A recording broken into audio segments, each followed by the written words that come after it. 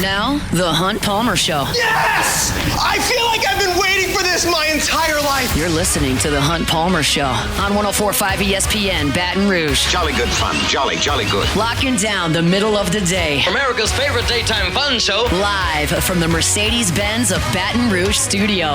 This is Hunt Palmer.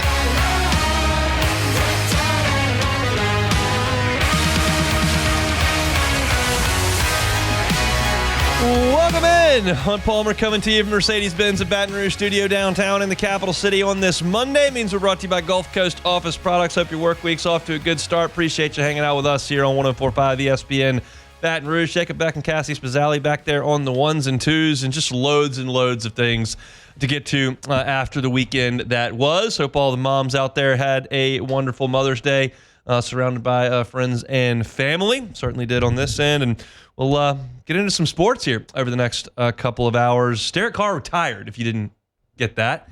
We'll talk about it in 30 minutes. I'm probably supposed to lead with Derek Carr retiring, quite frankly, but I'm going to talk about baseball at the top of the show.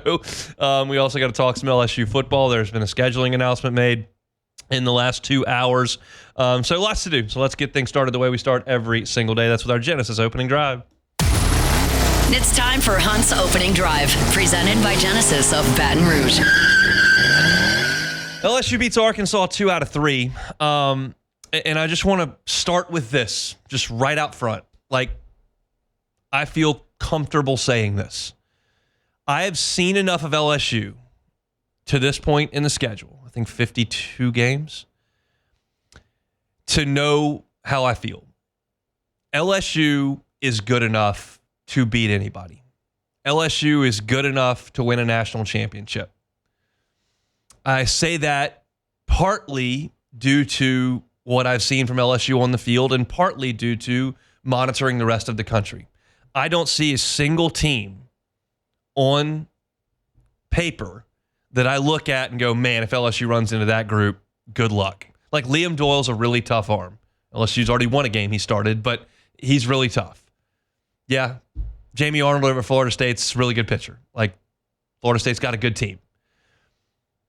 But I don't see anybody that I look at and go, well, LSU can't compete with them. Now, sure, there are weekends like last weekend when they were in College Station where they don't hit.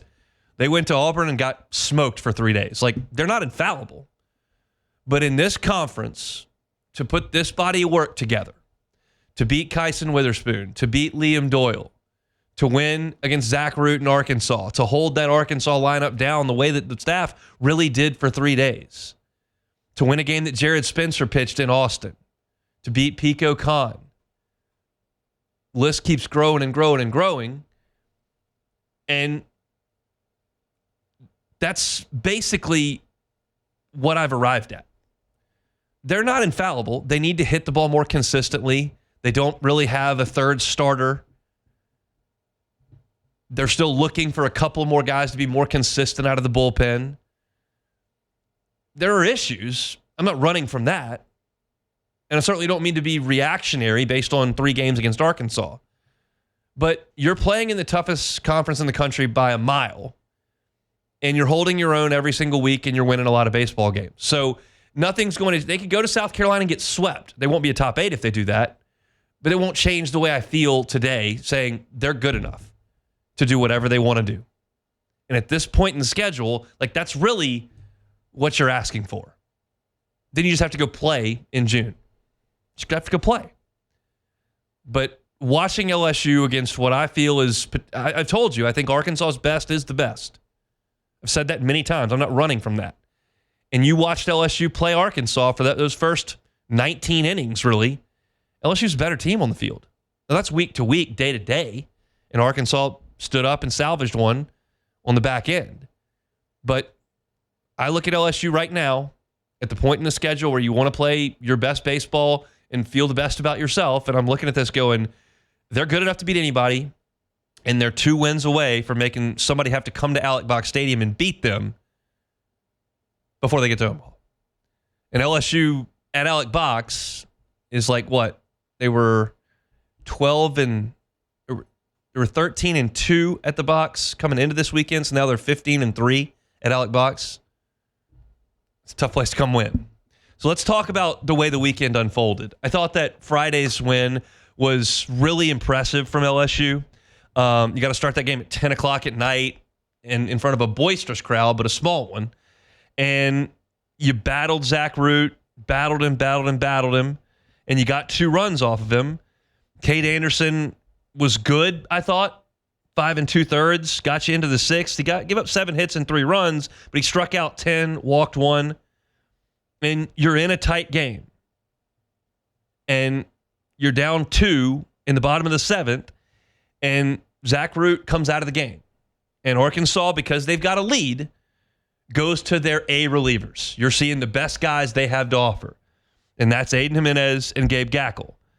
And you got 2 free passes from Aiden Jimenez, which is a big deal. You draw those 2 walks, and that's the lifeblood of almost all rallies is going to come from errors and walks. Very rarely, not as often, does a team just hit their way from behind. You need some help. And Jimenez gave him some help. And Derek Curiel, who was 1 for 15 in his last 15 at-bats, comes in and smokes one through the left side. Just a gorgeous swing by Curiel. And at that point now, the Aces have left the game, and it's in a battle of the bullpens. And LSU went to Zach Cowan, and Arkansas went to Gabe Gackle. And those 2 dudes are studs. Gackle didn't work at the top of the rotation, but his stuff is amazing. And Cowan's been great all year, coming off of a rough weekend, his toughest weekend of the year in College Station, where he was involved in both losses. And Cowan made it stand up. 3 innings, 2 hits, shutout baseball, 3 strikeouts. And he kept getting LSU back to the dish with a chance to walk it off. And I loved the at-bats between Gabe Gackle and Jared Jones. The first time Gackle saw Jones, he just threw him a ton of breaking balls. He finished him with the fastball and froze Jones, who was looking breaking ball. Then in the 10th, Jones comes up to lead off, gets a first pitch fastball, didn't miss it. Line shot into left field for the single. Huge wild pitch to move him over. And then what might have been the at-bat of the weekend no one will talk about. With Jared Jones at second base and nobody out, Daniel Dickinson in a tough right-on-right matchup with Gabe Gackle gets down 2-2 in the count, fouls one off, and then gets the ground ball to the first baseman. And if you're watching the game, it's just a dribble to first base, and if you're looking at the box score, it's just a 3 unassisted, but you're facing a guy that throws 95, 96 miles an hour with a great breaking ball. And it's easy to strike out in that spot. Dickinson did not. He got the bat out on it, rolled it to first base, got Jones over to third with 1 out, and that's what you needed for Ethan Fry to come up, elevate, get the ball into the outfield, and have Jones come in and slide in just before the tag. LSU has won games a lot of ways this year. You're not going to beat Kyson Witherspoon up in Norman by hitting 6 home runs. So what did they get that night? They got 2 off of him, and Anderson threw a complete game shutout. You're not going to go beat Arkansas and Zach Root, generally speaking, by shutting Arkansas out and by crushing Root all over the yard. That's usually not going to happen. So what do? You beat their bullpen. And your guys, Anderson, Shores in that case, and then Cowan, did the job against a great lineup. LSU can win in different ways, and this was one where you came back against the A relievers from Arkansas. It was awesome to see. And then in the second game, you saw LSU just outclass Arkansas, and that doesn't happen very often. Arkansas had not been run ruled all year. They've done a lot of run ruling. They had not been run ruled all year. And Anthony Ianson put them in an absolute blender, and LSU's bats were phenomenal. Gage Wood has some of the best stuff in college baseball, and LSU tagged him. It took him 60 pitches to get 6 outs. And in the course of that, LSU got 4 hits, 4 runs, only struck out twice. I thought were great. And at that point, you'd taken command of the game with a 4-run lead, 5-run lead, 6-run lead. And at that point, Arkansas has got to throw the white flag up because they're not hitting Ianson. They're down 4, 5, 6 runs. They go to their back end of their relievers, guys that they don't count on in close games. LSU hangs a 6th spot in the 5th, and they run rule Arkansas. And I liked what Jay Johnson did in the 7th, sitting Ianson down after 93 pitches. He may have a short week coming up this week. I'll talk about that later in the week. But just a dominant performance on Saturday. But what that did, and Jay Johnson actually talked about this in the postgame press conference on Sunday, when you run rule a team on Saturday, you actually make your job a little bit harder on Sunday because Arkansas did not go to its best pitchers on Saturday. So they had those guys ready in relief of Beidelshees, and you saw Dylan Carter, you saw Christian Fouch throwing 100 miles an hour, Gibbler from the left side, really talented dude. Then Jimenez came back in. Like, because Arkansas didn't use their pitchers on Saturday, they were getting beat so bad, it made Sunday tough, and LSU battled, scrapped and clawed, and they had opportunities in the game. They had opportunities to get the hit. I mean, you had Curiel in the 8th inning, has the tying run on base. That was the 7th inning, sorry. Then Ethan Fry gets to third base in the 8th inning, and Pearson strikes out. And then you get the tying run to the plate twice in the 9th inning, but didn't come up with anything, had a strikeout in the line out to end the game. So, but overall, just a huge success of a weekend. When you go into, when I'm analyzing going into that weekend against Arkansas, like, I look at this and I go, man, getting swept is on the table here, and it changes the entire course of what's going on, because you would have at that point lost 5 out of 6, in league play, and you're now outside the top 8. You can certainly lose a series, lose 2 out of 3, and at that point you're starting to slip a little bit, and your RPI probably drips out of the top 8, and you may sink a spot in the standings depending on what goes on elsewhere in the SEC. You can certainly win a series, which strengthens and enhances your case and your resume, and you can sweep. Like, there's so many variables there. And for LSU to come out and get 2 out of 3 against one of the best teams in the country, I think has put you in an awesome spot and should make you feel really good as an LSU fan about where this team is. I know that it's week to week and it's reactionary, and after Auburn you can't hit, and after Texas A&M the bats are freezing cold and you don't have a third starter, and like it's week to week. And once you take 2 out of 3 from Tennessee, you're as good as anybody. You take 2 out of 3 from Arkansas, and you feel like you're as good as anybody. And I know that's what I said to lead off this segment, but like, that's a big, loud weekend, because that's as talented a team as they can put across from you. Same thing goes with Tennessee. Same thing goes, I know what happened, but like with some of the guys in that Texas A&M lineup, and LSU stood up to the test this weekend. And there's one aspect of the weekend that I think was most impressive and is most predictive of what will happen in June. And we'll do that when we come back here on this Monday edition of the Hunt Palmer Show. The Hunt Palmer Show.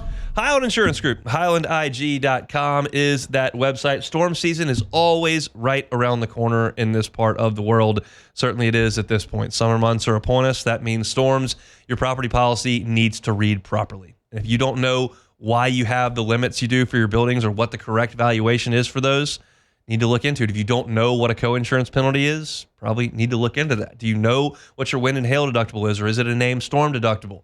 These are things that can matter in a big way. Thousands of dollars, tens of thousands of dollars in some cases, if the property is not written properly. So if you're just looking at the premium and that's all you know about your insurance policy, have the folks at the Highland Insurance Group give it a look for you, and they'll put you in the right place so that if there is a loss, you're properly taken care of. Jonathan Carr and his team are phenomenal to work with. You can find them online at HighlandIG.com. It's the Highland Insurance Group, HighlandIG.com. You're listening to The Hunt Palmer Show, brought to you by Gulf Coast Office Products.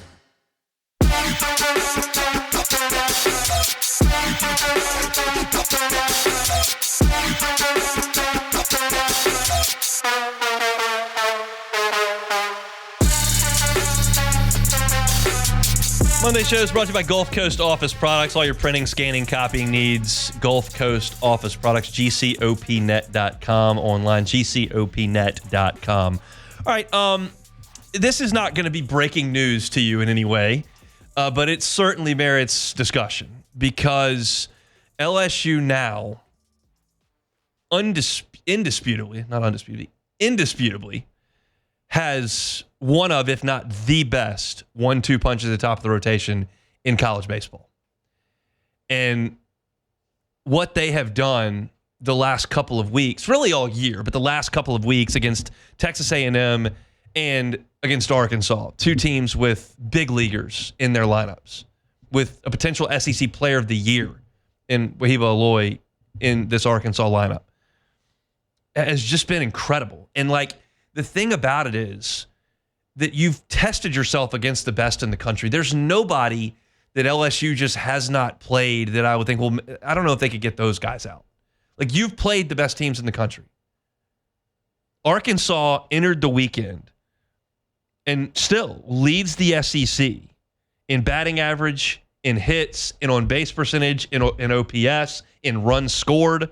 Like, they lead the conference in that, which makes you probably the best offense in the country statistically. You can argue it man for man, draft prospect for draft prospect, whatever, but like statistically speaking, that's as productive as any lineup that's in the SEC. Therefore, that means in the country. And Anthony Ianson just steamrolled him. I mean, he didn't break a sweat. There was one inning, the third inning, where they loaded the bases on a couple of hits and a walk, and he had to face 3 and 4 in that order, in Eloy and Maxwell, two of the best hitters in the country. With the bases loaded, strikeout, strikeout. That was it. You look up at the final line, 6 innings. He could have gone longer, but Jay Johnson thought to pull him in a game that was in a run rule situation. 6 innings, 5 hits, no runs, 11 strikeouts, and 1 walk. He threw 93 pitches. Anderson and Ianson are second and third, respectively, in the SEC in strikeouts. Over the weekend, they pitched 11 2/3 innings against Arkansas, 21 strikeouts in 11 2/3. They walked 2 guys, 1 each. They gave up 3 runs total, all Andersons. Ianson, in his last 4 SEC starts, 26 2/3 innings, 20 hits, 4 earned runs. 4 earned runs in 26 2/3. He's got 45 strikeouts and 11 walks. And he's making some money. I told y'all on Friday, I saw a mock draft earlier in the week that had Cade Anderson going 3rd. Ianson's going to creep up to the top of that 2nd round. There's nothing guaranteed in baseball. Like, you're not guaranteed. It's the sport that is the least predictable. There's the most variance. In football, bigger, stronger, faster, usually going to win that game. In baseball, weird things happen. You show me a team that is 0-7 in SEC football play that takes on one of the big boys and destroys in the way Missouri did to Texas A&M this weekend. And you can make fun of A&M all you want. I'm all for making fun of Texas A&M, but you can't take away the fact that they had beaten LSU 2 out of 3, beaten Arkansas 2 out of 3, beaten Tennessee 2 out of 3, and taken Texas to the wire in 3 games. Like, they were playing pretty good baseball, and Missouri just smoked them. That doesn't happen in other sports. But what LSU's got is the most predictive thing when it comes to postseason baseball, and that's 2 guys at the top of the rotation. If you've got 2, you've got a leg up on everybody. We've seen it time over time. We saw Vanderbilt riding Kumar Rocker and Jack Leiter. We saw Ole Miss use 2 starters, basically, to ride all the way through the Coral Gables Regional, through Hattiesburg, and into the College World Series to win the whole thing. I'm disappointed in myself because I can't think of the big right-hander's name. Hunter Elliott was obviously the freshman left-hander there. I can't think of the right-hander's name. But they had 2 guys. And Ty Floyd kind of became that on the back of Skeens, but it took a while for that to materialize. LSU certainly had Poche and Lang, which is different. Lang was a big draftable ace, and Poche is your quintessential college dude. But these are 2 dominating forces at the front of your rotation. 2nd and 3rd in the SEC in strikeouts, to only Liam Doyle. Top 5 in the nation in strikeouts. 2 guys on your staff. I mean, Jump and Holman were good last year. These 2 guys are better. And if you can win the first 2 games of a regional, you're in the catbird seat. You can win the first 2 games of a super, you're going to Omaha. You win the first 2 games in Omaha, you're in really good shape. And I listen to a lot of podcasts from the D1 baseball guys and other SEC schools, and like the respect these 2 guys are getting from the folks in Knoxville, from the folks in Fayetteville, from the D1 baseball guys. Like, everybody realizes this. This is not some sunshine pumping thing where I'm trying to look behind the numbers and reveal something that no one's talking about. Like, this is right out in the light of day. But it is a very, very comforting feeling because these guys are dominating week in and week out. They were incredible in College Station. They were incredible to me over the weekend. I realize Anderson gave up 3 runs. That's a really good lineup. They make a lot of people look silly. And I think clearly the most terrifying aspect of the weekend was when Anderson went out of the game on Friday. because you got the trainer out there and he's looking at his wrist, and I'm in the press box, I'm too far away, and I'm going, that's a disaster, because that's just not something you can predictably recover from, is if your ace goes down. That's why I don't feel good about Texas moving forward. Your Friday night guy can't pitch anymore, so you're moving your Sunday guy to Friday. Like they're a mess. You've got to have your top two dudes ready to roll come postseason time. And Jay Johnson came into the interview room and said, look, he's fine, no issue at all. Y'all know how LSU baseball handles injuries. They don't say very much. So candidly, I'm sitting in that interview room going, that's great to hear, but I'm not going to believe it until I see it. And we'll see what happens this weekend with Cade Anderson, and hopefully everything's fine. I'll go ahead and say this on Monday, and this is no inside sourcing whatsoever. No discussions have been had. This is purely me just saying what I would do. If I were Jay Johnson, I would hold Cade Anderson until Friday, game 2, and I would hold Anthony Ianson until Saturday's game 3. I would keep them on their regular rest, and I would throw somebody else on Thursday. That decision would have been really easy to make if they would have swept Arkansas, because then you basically have a top 8 seed on ice. You don't right now. I want to be clear about that. LSU goes and gets swept in Columbia, you're not a top 8. The metrics will not support that. I gave them a long look yesterday evening, again this morning. Like, you still have variables on what everybody else does in the league, but there are too many teams around you for LSU to go lose 3 games, to drop however many RPI spots that would be, and to only have, what do they got, 17 wins in the league? That's not going to get you a top 8. So it's not on ice yet. But all those games count the same. And as long as Anderson's pitching one of them and Ianson's pitching one of them, you feel really good about it. I would keep them on their regular rest. I don't think he will do that. But at this time of the year against that team, and it's not like against South Carolina, you have to play. There's an ace that's pitching here, or they don't have anything. Auburn scored 1 billion runs on them over the weekend. It was 1 billion is how many runs they scored. So there's nobody in that South Carolina dugout that you feel like you need to match up against or make sure you've got Anderson going against that guy. There's nothing. They got a bunch of yuck in on their pitching staff.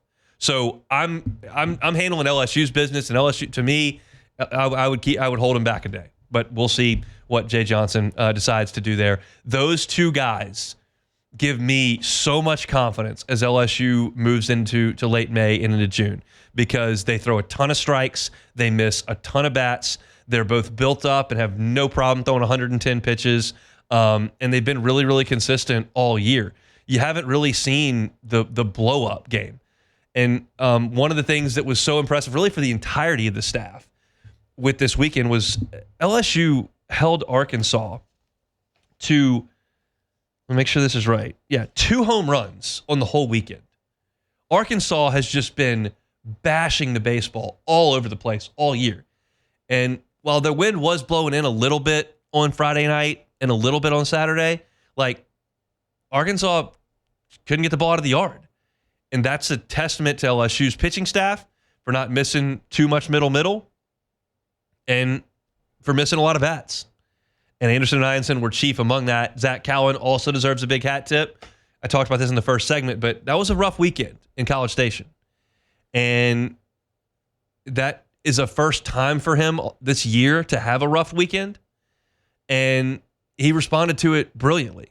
I told you last Monday, like, I didn't mind the hits that Cowan gave up. He gave up in College Station. Gave up a leadoff triple in the first game of that series. It was a breaking ball that was like on the outside corner, and the guy just hit it off the end of the bat down the line. The home run that Sorrell hit, you can't walk him, and it was a fastball down and on the outer third, and a great hitter put a great swing on it. I did not think that Cowan lost it at all. Thought that A&M hit some pitches. And he came back in a huge spot on what was then Saturday morning, and was awesome. And that should give him a lot of confidence, Jay Johnson a lot of confidence, and you, the LSU fan, a lot of confidence in what you've got in the bullpen there. We'll talk about Case and Evans a little bit later on in the show to give a little tease there. Like, I'm not overly concerned. 2 different issues for him over the last 2 weeks. He threw too many balls in College Station. The pitch count got way up. On Sunday, he just was throwing too many fastballs right down Broadway, and Arkansas hit him really hard in one inning. He gave up 4 earned runs. I think he'd given up 5 earned runs all year prior to that inning. So I think he'll be fine. Just a little bit of a different spot for him. And I still think he's valuable in a bullpen spot if you need to try to close out a game. So the big piece to this segment, the big piece to what I wanted to spend 10, 12 minutes talking about is you've got Anderson and Ianson, and I can't really remember a 1-2 punch I felt significantly better about. Like, you did have Kevin Gausman and freshman Aaron Nola at the end of 2012. Certainly Poche and Lang did a great job in their 3-year run together. Holman and Jump last year were excellent down the stretch for LSU. Floyd at the end piggybacked off of Skeens, but that took a long time to come together. These two guys have really, since the beginning of SEC play, been dominant more often than they haven't. And that's a big, big feather in LSU's cap moving forward, because you're just not going to see a significantly better lineup than Tennessee, Texas A&M, and Arkansas. And those guys, over the course of those 3 weeks, were very, very, very good. So awesome stuff from LSU over the weekend to get that series win over the Hogs. Got 3 more to play over in Columbia starting up on Thursday, and we'll certainly talk a bunch about that this week. Our Monday show is brought to you by Gulf Coast Office Products. When we come back, the Saints had a quarterback retire. Let's talk about it. The Hunt Palmer Show. Genesis of Baton Rouge. GenesisofBatonRouge.com is the website. Every car that is on the lot is online at GenesisofBatonRouge.com. They make your buying experience so convenient, so enjoyable. I know a lot of folks don't love going to a car dealership. I get that. There's stereotypes for a reason. Feel like you're being swarmed and pressured and upsold and lied to, and that's just never going to happen at Genesis of Baton Rouge. Their brand ambassadors are going to treat you like a guest, not a customer, and they're going to make sure that all your questions are answered, all your concerns are alleviated. They got an incredible line of vehicles that's as safe as any vehicle on the road, and every single new purchase comes with a 10-year, 100,000-mile warranty and 3 years of complimentary maintenance. It's an awesome operation over there. Check them out, Airline at Pico. It's Genesis of Baton Rouge. You can find them online, GenesisofBatonRouge.com, GenesisofBatonRouge.com. This is the Hunt Palmer Show, brought to you by Gulf Coast Office Products.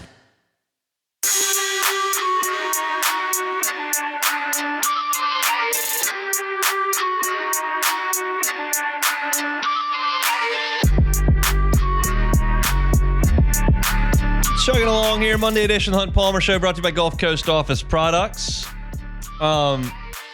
So because they started the LSU-Arkansas game at 10 o'clock at night on Friday, I was at the box and we covered the game. An absolute joke, Hunt. Did the post-game press conference, and I got home right at about 2. And I finished my story and posted it up to the website, poured a cocktail, and waited for the baby to wake up, because that's right around the time that the baby generally wakes up. You never know. So it was perfect timing is what you're saying. Yeah, well, I mean, it worked out okay. I took the monitor from Melissa, let her continue to sleep, and I just waited. And the baby woke up at like 3:15. I fed the baby, and then I went to sleep at about 4. So went to bed at 4, and I woke up at like 9:30. And I see the Derek Carr news. And it's that we've got a text string for the website, and like Matt is doing this, and Ross Jackson's writing that, and Rivers is getting it posted, and Chris Marler's doing the graphics for it, and and I'm just like, y'all have it. Like, I don't have the brain power to deal with Derek Carr right now after 5 hours of sleep on a Saturday. So let me just get to that on Monday.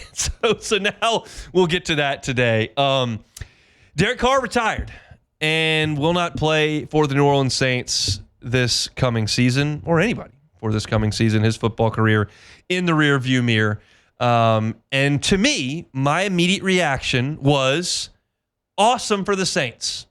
Like, there is a part of me that feels for Derek Carr with the injury and the health, and probably wants to continue playing, but just not in his best interest. And there's a human side to that, certainly, that, you know, you got to put down the thing that you've loved forever and ever, and that's a tough thing for a lot of professional athletes. But if we're just covering the Saints, we're talking about the New Orleans Saints. This prevents the worst case scenario, because the worst case scenario for the New Orleans Saints is they try to come back to relevance in the NFL would be for Derek Carr to play quarterback for the Saints this year, and the Saints go 6-12. Like, that's the worst case scenario. You don't find anything out about Tyler Shook or Spencer Rattler. You don't completely torpedo the season to get a better draft pick next year. You just play out the string with an aging, mediocre quarterback bringing no intrigue and no information to the future of the franchise. Like, that was the worst case scenario because it prevents you from seeing your path forward. There was never a path forward with Derek Carr. Like, that was never going to result in the next great Saints team, ever. So you have to avoid that situation. Now the Saints have. So there are two things that are possible in this upcoming season. One of Tyler Shough and Spencer Rattler becomes the starting quarterback and does a really nice job and is a building block moving forward toward the next great Saints team. Or one of Tyler Shough or Spencer Rattler plays and it goes really poorly and you win 3 games and you're at the top of the draft next year to take another quarterback. Both of those are quality situations for the Saints to be in moving forward.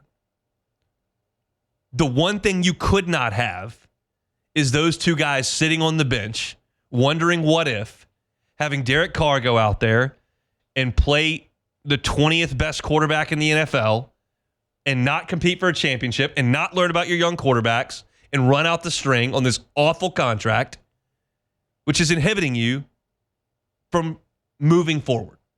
Well, that fear is gone, and that's the best news for the New Orleans Saints over the weekend. Now, as far as Derek Carr goes, this whole thing has been weird. It's been weird, and I've been very candid in my assessment of it in suggesting, like, I don't have all the information. I don't know what conversations were had, what the doctor said, what Derek Carr feels like. I don't know what the Saints think about the way that Derek Carr has handled things. Now, we got one piece of information over the weekend that was particularly interesting, is that Derek Carr had never met with Kellen Moore face-to-face. That is unacceptable. Unacceptable. Kellen Moore has been the head coach of the Saints since February. It's the middle of May, and the starting quarterback, perceived starting quarterback, has not talked to the head coach. Unfathomable that would be the case. And that suggests to me that he's not handling that very well. I think it was odd that this injury thing cropped up, and then the one comment we got from the starting quarterback of the franchise was in a church service. That's weird. Feels like poor public relations. The timing of that ridiculous YouTube Carr video that nobody cares about was weird. The quiet nature of how the injury was being handled was weird. And that's why, while I suggested, like, I don't have all the information, I don't know, it felt like from the outside, from the information that I did have, that a divorce needed to happen. Now, if Derek Carr is being pushed out of the NFL purely because his shoulder's toast, like, I do feel for him in that way because he clearly can still play a little bit. He's not great. He's a mediocre player. And you generally would like to go out on your own terms, and it doesn't appear like that's going to happen. So again, I do feel for him in a way. But everything was handled weirdly. The entire thing just reeked of miscommunication and bad vibes, and it's now finally over. It did not work. Dennis Allen felt like he had one shot to save his coaching career as an NFL head coach. He will never get another opportunity to do that. And he decided that the button he wanted to push was to go get Derek Carr. And my assumption is that if you asked Dennis Allen, he would look you straight in the face, candid as could be, honest as could be, and say, if he doesn't get hurt, we'd be a playoff team. It was the right thing to do. When all of us are sitting on the outside going, that was never going to work. He was a mediocre player in Oakland. He was a mediocre player in New Orleans. And when he was on the field, the Saints were a mediocre team that was getting worse. And they may be a lot worse this year without him playing quarterback, but that's okay if it nets better draft position and a better direction moving forward. And maybe, now that he's cleared the way, Tyler Shough becomes the dude. And you've got a quarterback who is starting on a rookie contract that you can build around, who doesn't make a bajillion dollars like Derek Carr did, and put the franchise in a ridiculous spot as far as the salary cap goes. Now, there was a lot of salary cap discussion surrounding Derek Carr, and the number $30 million was being tossed around, and then, well, maybe it's just his base salary, which is just over $1 million, or maybe there's a proration deal where it's $6 million. Fact of the matter is that I don't really care about the Saints salary cap this year in 2025. You've basically got your roster already, so you're not trying to add anything to your roster. So I don't care about the 2025 salary cap. I care about the 2026-27 salary caps, which did get some relief from Derek Carr. And in 2027, you ought to be wide open. You should have a lot of money laying around in 2027. And I realize it's a long way off and not the most fun thing to talk about, but it's a significant development from this with Derek Carr, because with the second restructure that you made, you just extended this thing further into misery. And you were always going to carry some dead money there, but Carr's going to get you off the hook a little bit more quickly, first in 2026 and then for sure in 2027. So things are starting to clear up as far as the Saints' path back to relevance. They're starting to clear up. There's still a long journey here. You've got a rookie quarterback, first-year head coach, and then an aging roster and a bad salary cap around them. But as you continue to hit some of these checkpoints, and Derek Carr was one of them, getting him 1 off the field and then 2 off the books, those 2 things had to happen. One of them has, and the other one is closer today than it was on Friday. Now you have to find the next really good quarterback. Maybe it's Shook, lesser chance it's Rattler. Maybe it's a guy that you take at the top of the draft next year. But as long as Derek Carr was sitting there providing a roadblock that was really expensive, by the way, you were never going to get any answers. So the worst case scenario for New Orleans is now off the table. Now it's about finding that guy. And there are a lot of franchises that are in that boat, and we know how hard it's going to be to find them. Dennis Allen hitched his wagon to Derek Carr, and now that wagon's in Chicago calling the defense. So, big development. I think a positive development for the Saints. I don't have really anything else more disparaging to say about Derek Carr other than the whole thing was really weird, but it's in the rearview mirror. Now you move forward, trying to find the next quarterback of the New Orleans Saints. Hopefully, that's Tyler Shook. We'll talk more about the New Orleans Saints in hour number 2 as well. Our Monday shows brought to you by Gulf Coast Office Products. Looking for printing, scanning, copying needs? Gulf Coast Office Products can help you out with that. I give you this kind of comparison every week on Mondays when we talk about Gulf Coast Office Products, but you can do business with the huge box stores, multinational corporations, and you'll just be a line item, and if you call them, you might get a recorded line in Atlanta, you might get a voicemail somewhere. Like, it's just, they may have all the resources you need, but what's your customer service like? You can deal with a mom and pop shop, and they'll pick up the phone. They'll probably know your name and your kids' names, but do they have the ability to service your needs? Gulf Coast Office Products splits that difference beautifully. They're big enough to have all the resources you need. They've got $1 million of inventory right here in Baton Rouge. They've got an incredible team that can be out same day for service if that problem arises. And you're talking about incredible and impeccable customer service with Trey Beal and his team. You call Trey, you're getting Trey, and he will get back to you.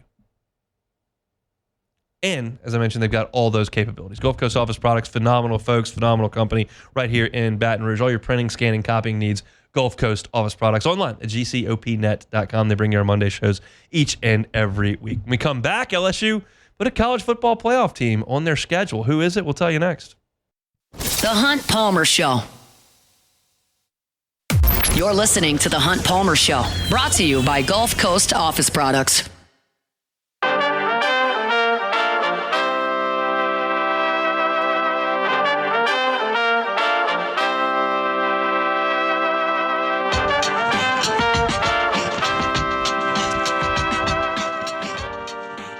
Closing up hour 1 here on a Monday. LSU made a little announcement today in conjunction with Southern Methodist University. 2 schools announced a home and home on the football schedules for 2028 and 2029. SMU will come to Baton Rouge in 2028 for a season opening game, and LSU will make the return trip to Dallas to actually play on campus at SMU. Of course, she could technically, I guess, go and play in the Cotton Bowl or certainly in Jerry World, but LSU will play SMU on campus up there in Dallas in 2029 on opening weekend. Here are my thoughts on this. I think y'all know my scheduling philosophy, right? Like, I don't feel like an SEC team needs to be making life miserable for itself in the non-conference. I think that that's great for fan interest. It's great in terms of promoting your brand. You get a lot of eyeballs, and you give yourself an opportunity if you do that, but you also present what I would consider unnecessary challenges when you do that, which is what I've said for months about this Clemson game coming up. I just wouldn't do that. You do have a rule from the SEC office over in Birmingham that says you've got to play a Power 4 opponent out of conference every year. Okay, that's fine. Make everybody play by the same rules. That's okay. These are the kind of phone calls I would be making. And I know SMU was in the playoff last year. Absolutely. And when I think SMU, I think about the story that Ross Dellinger wrote when he was writing about realignment. And SMU got on the phone with the ACC and said, look, we'll handle our own financial thing for a few years. Y'all don't worry about it. And they came up with $1 billion in the blink of an eye because you've got those oil executives sitting there in Dallas that have got basically unlimited funds. And that's what SMU has. And so while 10 years ago, SMU was a complete joke as far as football goes because you're talking about a school in a small conference that has not been relevant since the 80s. Now in the NIL space where you can pay recruits money, they could get better. And I think they're motivated to do that because they know what they had in the 80s and they've got a lot of money. But I still don't believe that SMU is going to become a power. I think they got into the playoff this past year because their schedule was a complete and utter joke. I do not think they had a good football team last year. That may be the elitist in me. That may be the 3 national championships I've watched with my own eyes talking, whatever. But that's how I feel. I don't think SMU is going to have a great football program moving forward. And if you're going to have to play Power 4 teams, these are the kind of Power 4 teams I'd like to play. Again, I give SMU a fighting chance of being a top 25 team year in, year out if you're going to let these oil executives pay football players. Do I think they're going to turn into Clemson? Do I think they're going to turn into Oregon? Do I think they're going to turn into Ohio State? I don't. I think LSU, if you're making me handicap, I don't even know who the coaches are going to be in 2028 and 2029. No idea. Certainly don't know any of the players. They're in 6th grade. But I think that it's likely LSU should handle its business against SMU in 2028 and 2029. So, I think it's a good scheduling move. I like it. I like the fact that it's home and home. I think it's cool to go see other campuses, other stadiums. That's a small one. I'm not sure how much of an LSU presence you can get into that little bit of stadium. But I would not be scheduling Clemson. I would not be scheduling Ohio State. I would not be scheduling Oregon. I would not be scheduling USC or Michigan or Penn State. I'd be scheduling SMU. I'd be scheduling Duke. I'd be scheduling Purdue. I'd be scheduling Arizona State.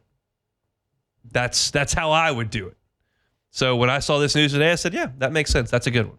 And my belief is, I can't back this up with anything. Cannot back this up with anything. But my belief is that Brian Kelly probably went to the LSU administration and said, hey, as long as I'm here, let's cut out the USC, Clemson, Florida State stuff. That's a guess, complete guess. But I've got some semblance of something to back that up because of the SMU scheduling and because I've heard Brian Kelly talk about strength of schedule when you were looking at the playoffs last year and seeing teams like SMU and Indiana getting into the playoffs, not having beaten anybody. So I think it's a good schedule. I like it. I'm hopeful to go to Dallas and see that. It's a new campus that I've never seen. But I think it's a good schedule. I'm all for it. So LSU and SMU, 2028 in Baton Rouge, 2029 in DFW. All right, hour number 1 here. We're brought to you by Gulf Coast Office Products on Mondays. Missed anything, you can catch it on demand. Wherever you find your sound, 1045ESPN.com's on-demand tab, Apple Podcasts, Spotify, Google.